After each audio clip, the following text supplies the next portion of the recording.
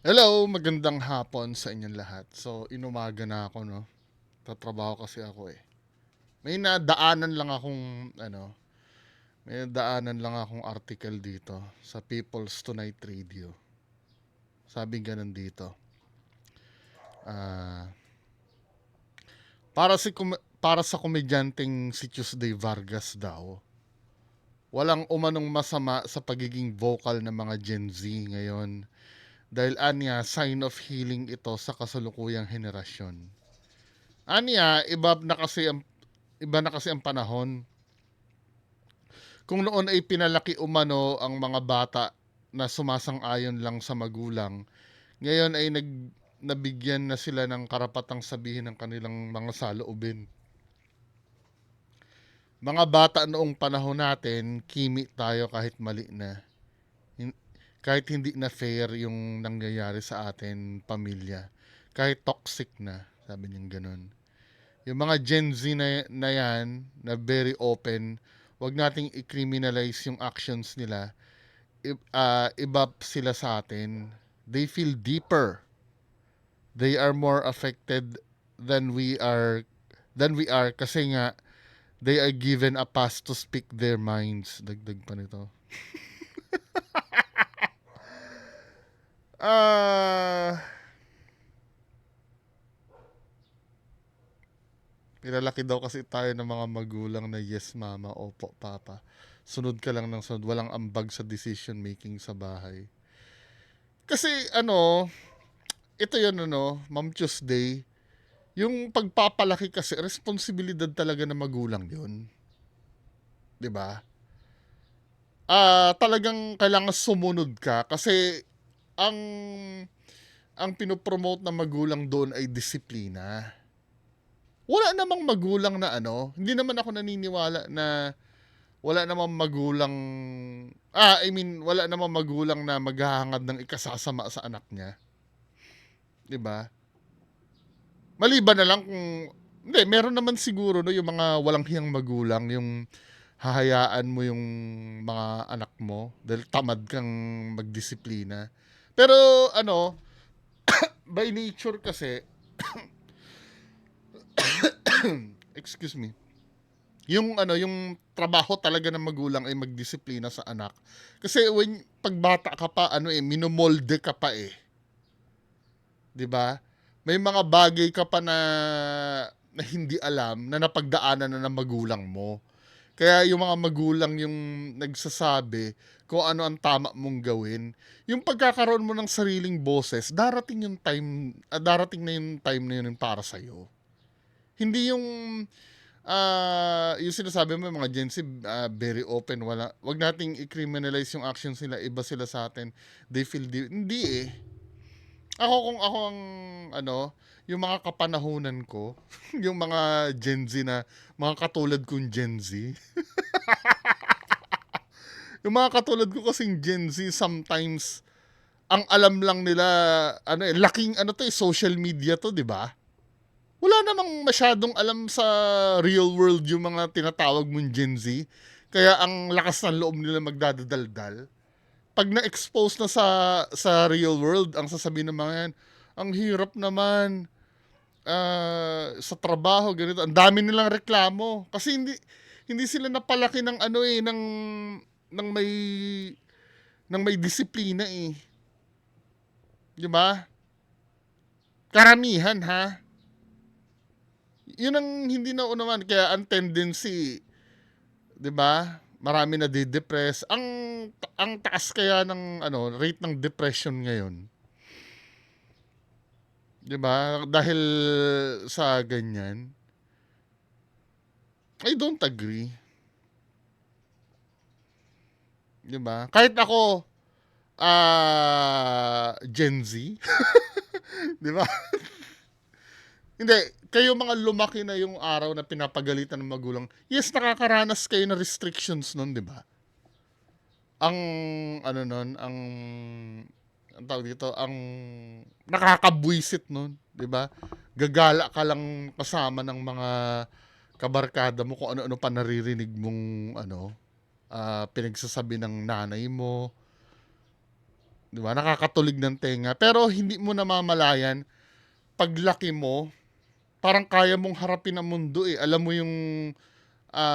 mo kung paano dumiskarte kasi guided ka eh. 'Di ba? Well, yun ang pananaw ko, no? Kasi yung pagpapalaki ng araw eh, kahit tanong yung mga nanay at tatay nyo, mas brutal yung mga panahon ng lolo't lola nyo. May naririnig pa ako na luhod-luhod sa munggo nun. 'Di ba? May mga kung ano-ano pang mga... Pero kita mo naman yung generation nila. Yung level nung mga thinking nung mga dati, 'di ba? Ibang-iba yung sa ngayon. Kasi ganito yan eh. Ang nakikita ko dito mga kababayan, no.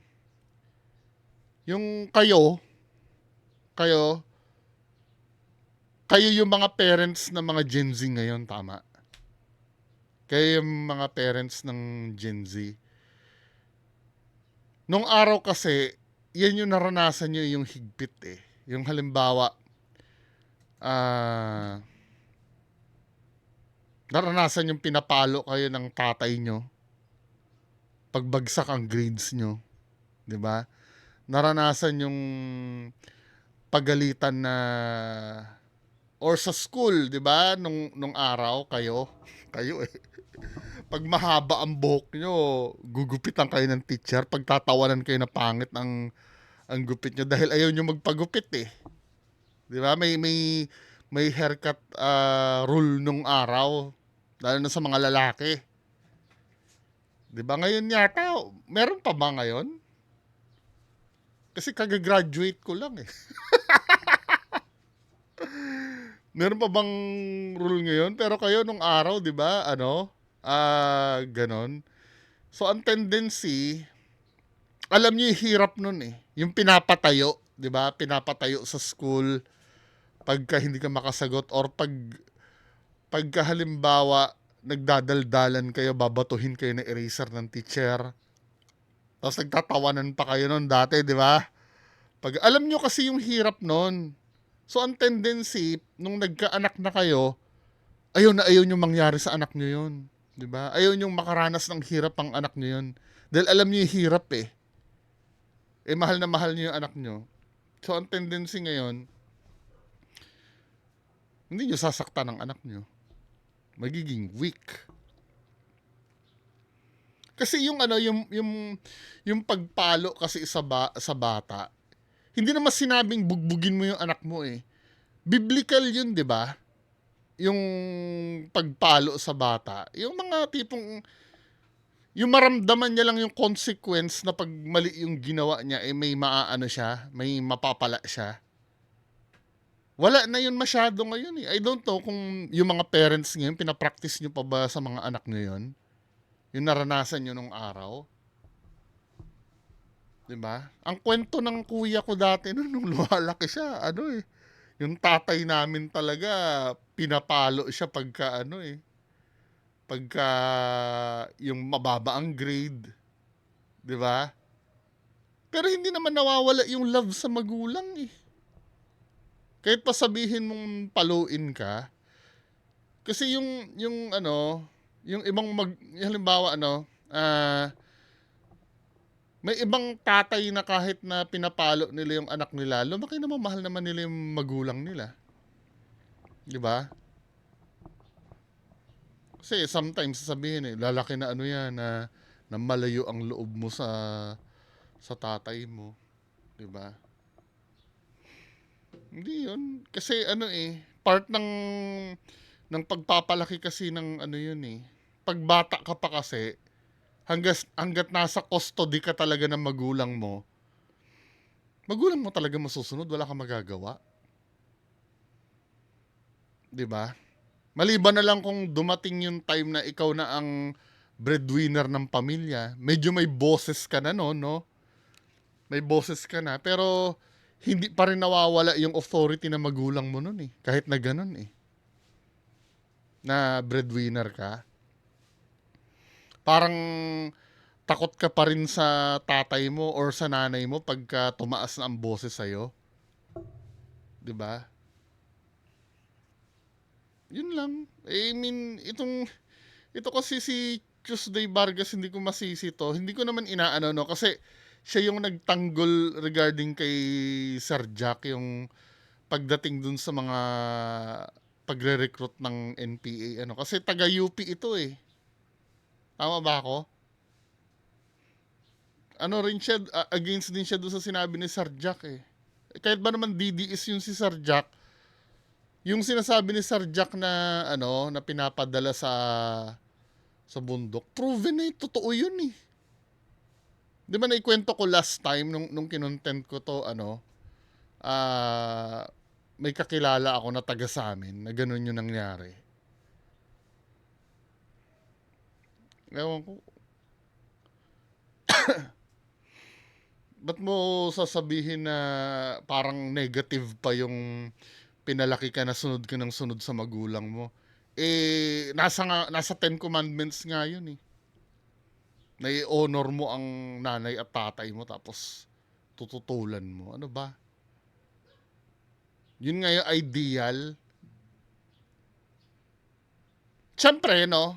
I mean, hindi ko naman sinasabi na lahat ng magulang ay perpekto. Ang pinag-uusapan lang natin dito ay baka kasi mamaya may magpilosopo na naman diyan sa baba na paano kung inuutusan ka ng tatay mo na magnakaw? Na to be fair naman, may gano'n naman talaga. Pero ang pinag-uusapan natin dito, yung ideal na settings, yung talagang dinidikta ng ano ng nature, 'di ba? Na kung ano yung nakakabuti sa alam ng magulang mo 'yon dahil pinagdaanan nila 'yun eh.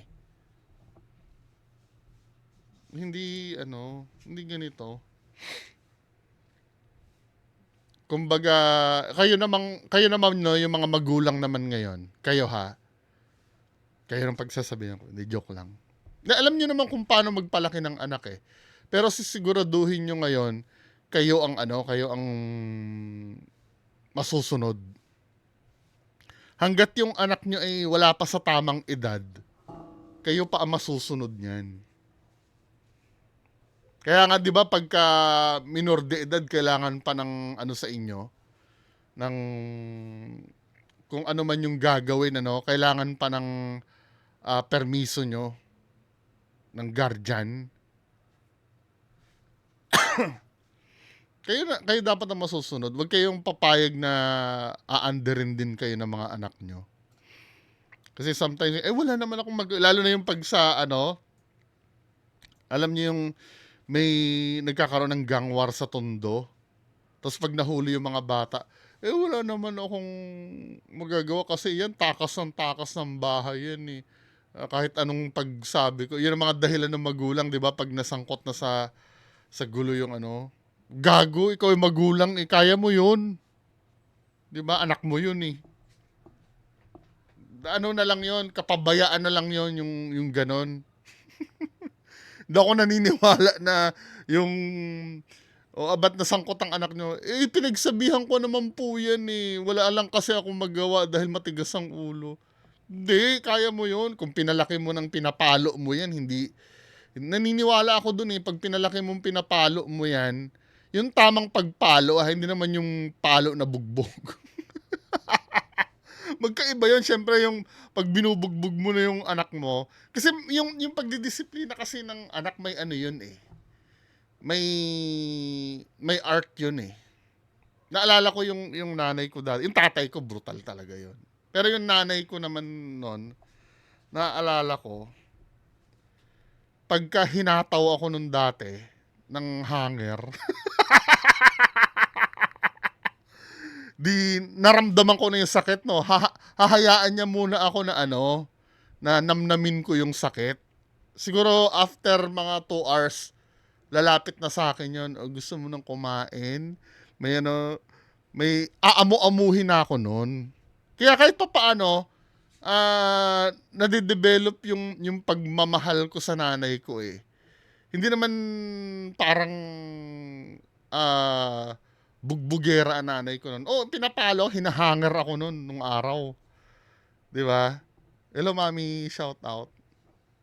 'Di ba? Pagka gigil na gigil. Pero sa ano, bibiro-biruin na ako nun, alam mo yon. Kaya nade-develop din yung bonding eh. Yung parang pagka alam niya na ah, lumuluha-luha na ako at hindi ko na siya pinapansin, aamu-amuhin na ako nun. Kumbaga nako-concern din siya na hindi ko siya pinapansin. Hindi yung paanuhan kami, patigasan, 'di ba? Yun naman kaya nga sinasabi sa hindi ang hindi biro ang pagpapalaki ng bata, 'di ba? Hindi siya yung ano din balance din naman. Pero iparamdam mo na ikaw yung may authority talaga. Hindi naman pwede yung kinakayan-kayanan ka din lang. 'Di ba? Parang ano din 'yan eh. Parang pag-handle din 'yan halimbawa ko ikaw ay manager sa isang trabaho. Hindi naman pwedeng kinakayan-kayanan ka. Pwede kang makisama, 'di ba? Pero andun pa rin yung authority mo. Kasi nung nag-handle ako ng isang store doon sa Ace Hardware dati. Kung ano yung napapanood nyo sa akin, ganito ako eh, sigaw ako ng sigaw din. Pero hindi ko alam ba't gustong gusto nila akong kasama. Pag gustong gusto nila akong kasama. Kasi nga, di ba, ah, yung pagsisigaw kasi ay expression na lang yun. Di ba? Yung halimbawa, dadaan ako sa selling area, may nakita nagkikwentuhan. Yung sa sarcastikin ko, na kahit maraming tao, tapusin nyo yung kwentuhan nyo ha. Huwag nyo intindihin yung mga customer natin. Tapos biglang aalis, magpupulasan. Uy, wag! Hindi pa nakakakwento yung isang kasama mo eh. Magpupulasan na kayo. Huwag kayong aalis dyan. Magkwentuhan lang kayo. Tapos magtatawanan yung iba. Di ba? Ganun lang naman ang I mean, wag naman puro seryoso din, di ba? Anyway, mga kababayan ko, ba't napunta tayo dun, Yun lang po muna, magandang hapon sa inyo lahat. Bye-bye.